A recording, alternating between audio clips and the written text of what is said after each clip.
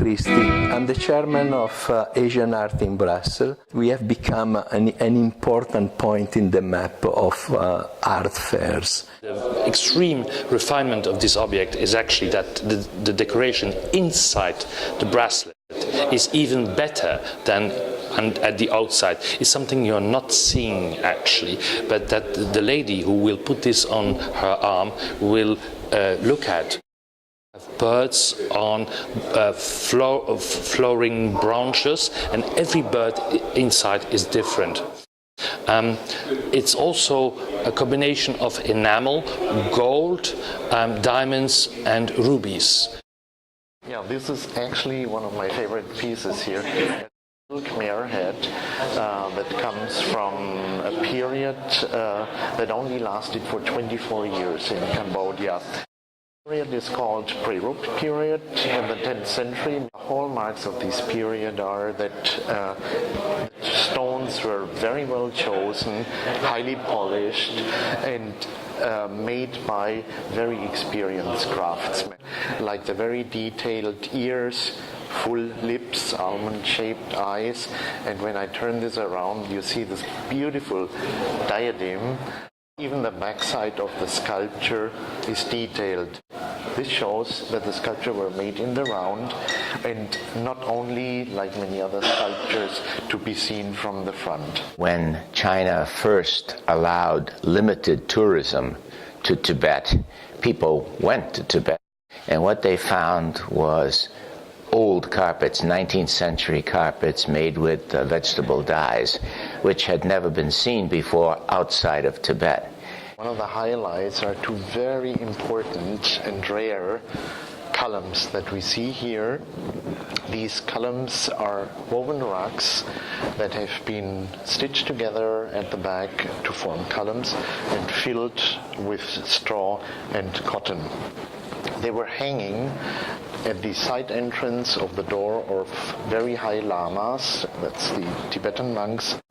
Tiger designs are representing fearlessness, power, and authority, and that's why they were used only by the most high-ranking monks. Inscriptions on the mask reveal that they were from the end of the 15th century, this kind of mask with very round features, and they were used during the Indra Jatra festival in the Kathmandu Valley.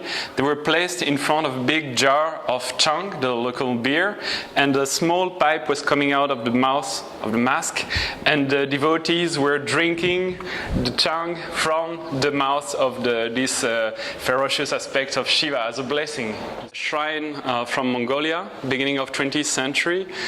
There is only one other piece similar to this one known in Ulaanbaatar Museum in Mongolia. It's probably linked to Palden Lamo, the kind of wrathful goddess protector of Tibet. It's a very strange and weird object. It comes from Mongolia, and Mongolia is very famous for its shamans and its shamanistic rituals.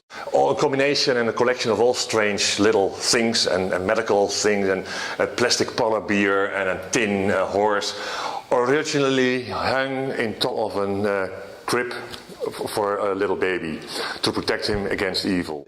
We have the largest stock of screens in Europe, and I try to promote that art as fine art, not just decorative, which is what it's often conceived as. This behind me is a screen from the early 1600s.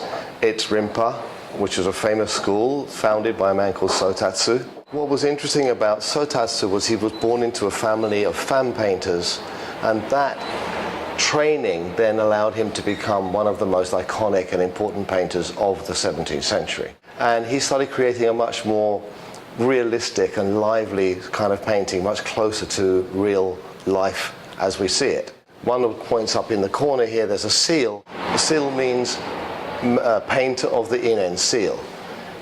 This means that he was the leading painter of the school. It could have been Sotatsu himself. It could have simply been his chosen painter of the time. It's a Tibetan mask made in wood, that featured in Buddhist rites. It was carried live by someone who also was carrying a costume, and you can see on the inside the age of the mask. It's definitely a 19th or probably 18th century mask. They tend to be quite large, but because they were actually really danced. They were not formal things that were not used. They were really. I've been in Tibet, and you see these dances are quite static. They're large masks. This is a tile depicting an onager. It's a luster tile from the early 14th century with a calligraphy on the side in Nastaliq. It's probably text from the Shahnameh, the Book of Kings from Firdausi. The technique of luster tile, luster ceramic is meant to imitate gold or precious metal. It's made with copper and silver oxide that are cooked at a lower temperature, and to get this silvery or gold feeling. You find this technique early in Iraq and also in Persia, and then it's more famous for the Spanish luster ceramics. I am exhibiting a group of 60 bronze artifacts from Southeast Asia. Here we have a lamp bearer of Vietnam from the Dongsan culture, very, very rare bronze. It's the portrait of Lama Sonam Lundrup. He was famous as the brother of the king of Mustang, who dedicated himself more to the religious matter than the political matters. It's these anthropomorphic figures coming from India, 15th century before Christ. This abstract form of a human figure has been defined as anthropomorphic figures by the Archaeological Institute of India. Civilization, they reach great points and then they might have fallen, but technology and civilization were always good even in those days.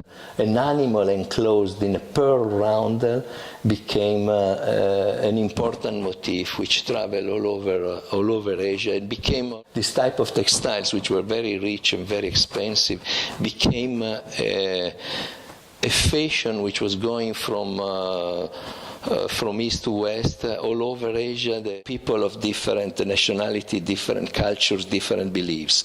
Art unites. It's a message that a country can send out in the world, showing his own art and make the country be recognized through art, not through bombs, not through other things. This is very important. It's a very important message that art carries. The fair runs always the second week of June, from Wednesday till Sunday. And Sablon, I have to say, it's the center for art in June. It's very, very pleasant and very easy to walk around.